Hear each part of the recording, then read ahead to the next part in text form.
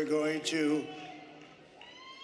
help our country heal. We're going to help our country heal. We have a country that needs help, and it needs help very badly. We're going to fix our borders. We're going to fix everything about our country. And this will truly be the golden age of America. That's what we have to have.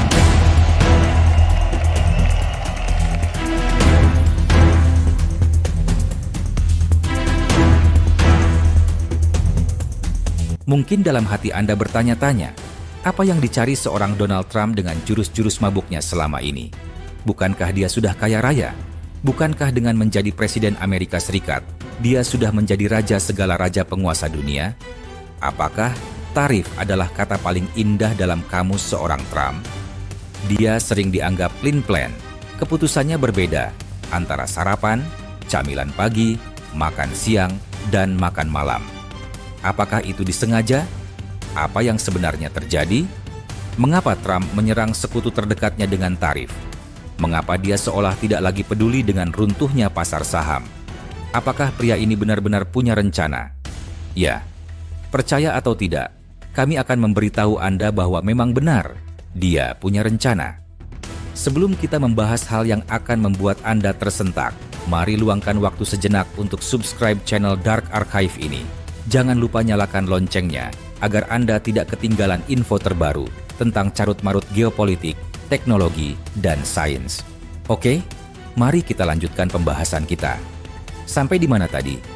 Oh ya, apakah Trump itu ngawur atau punya rencana terukur?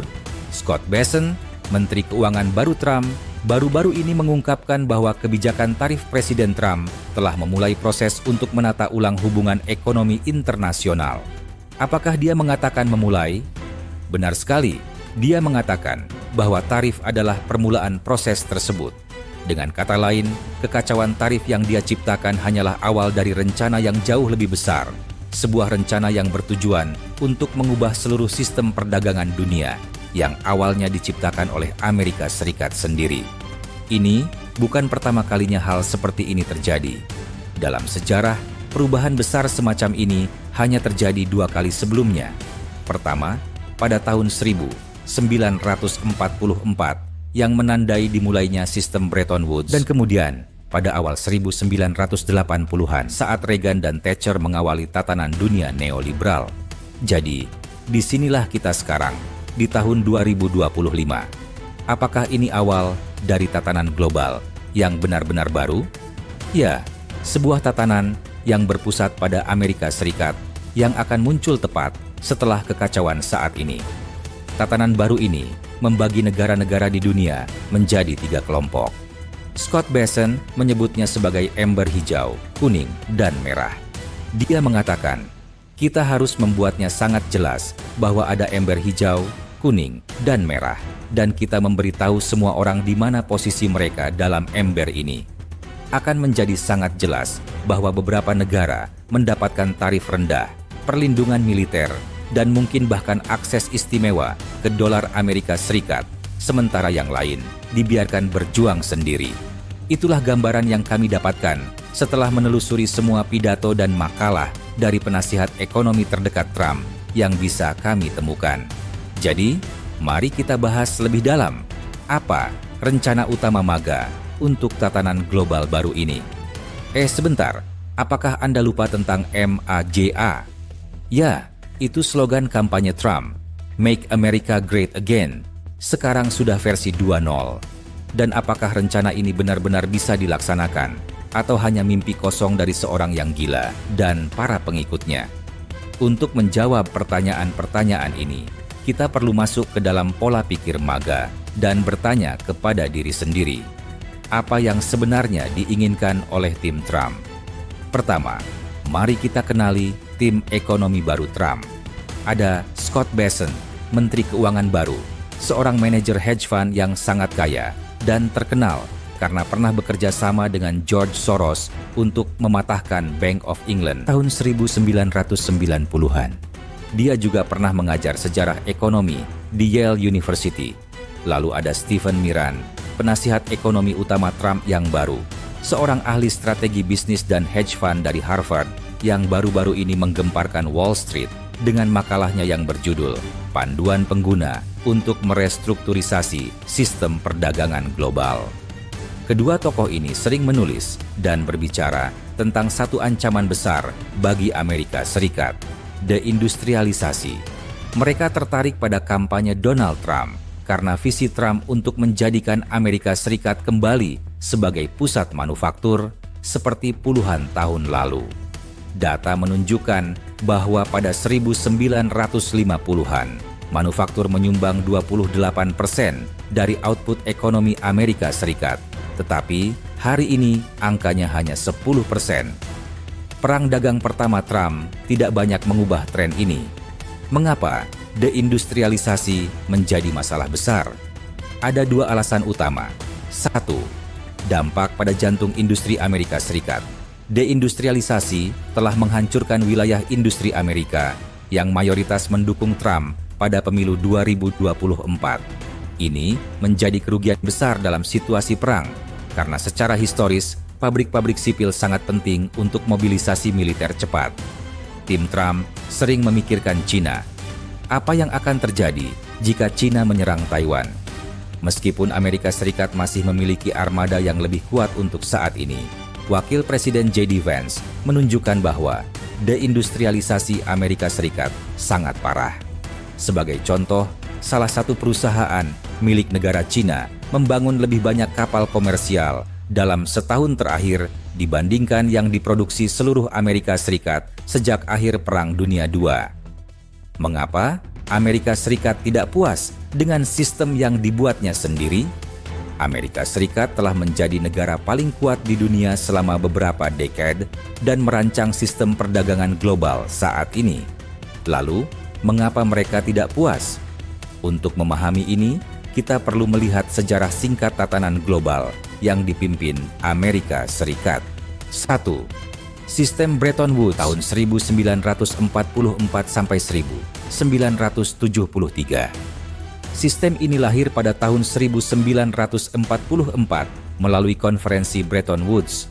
Aturannya sederhana. Negara-negara mengikat mata uang mereka ke dolar Amerika Serikat yang terkait dengan emas. Mereka mengandalkan Amerika Serikat untuk perlindungan militer. Amerika Serikat membantu industri sekutunya berkembang, misalnya melalui Marshall Plan. Ini menguntungkan sekutu AS, tetapi Amerika Serikat juga mendapatkan keuntungan besar. Sekutu yang kuat melawan komunisme, pasar ekspor untuk industri mereka, dan penguatan dolar sebagai mata uang cadangan global.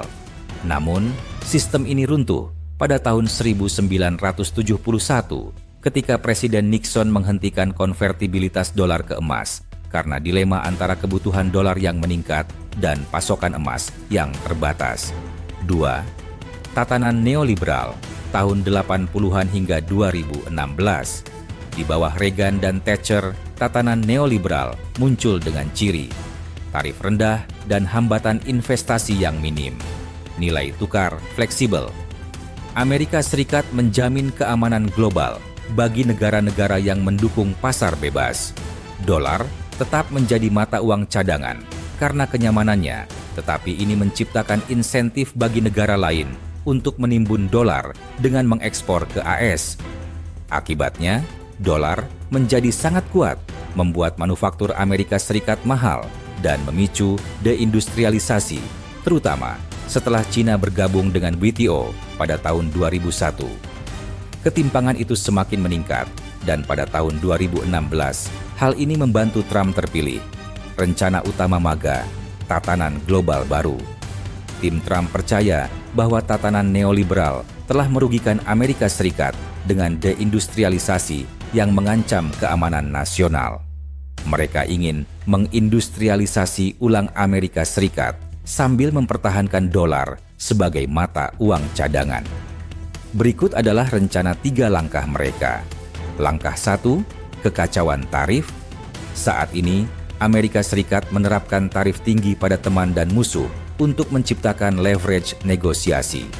Besant menyebut ini sebagai strategi Trump untuk menambah kaki ketiga dalam negosiasi.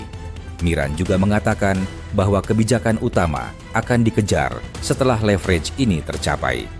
kekacauan pasar saham atau ekonomi jangka pendek tidak menjadi perhatian utama. Langkah 2. Tarif resiprokal. Tujuannya adalah menciptakan lapangan bermain yang setara. Jika negara lain menaikkan tarif, Amerika Serikat akan menyesuaikan tarifnya secara simetris. Bessent menyatakan ini akan menghargai inovasi dan stabilitas, bukan manipulasi ekonomi. Miran percaya bahwa posisi unik Amerika Serikat sebagai pasar ekspor utama dunia memberikan keunggulan dalam perang dagang. Langkah 3. Kesepakatan Mar-a-Lago. Kesepakatan Mar-a-Lago adalah sebuah rencana ekonomi yang terinspirasi oleh Plaza Accord tahun 1985. Amerika Serikat dan negara-negara sekutunya bersepakat untuk menurunkan nilai dolar demi memperkuat sektor manufaktur Amerika Serikat yang sedang mengalami penurunan dan kesulitan bersaing dengan Tiongkok. Langkah akhir adalah kesepakatan global baru, mirip Bretton Woods, tetapi tanpa emas.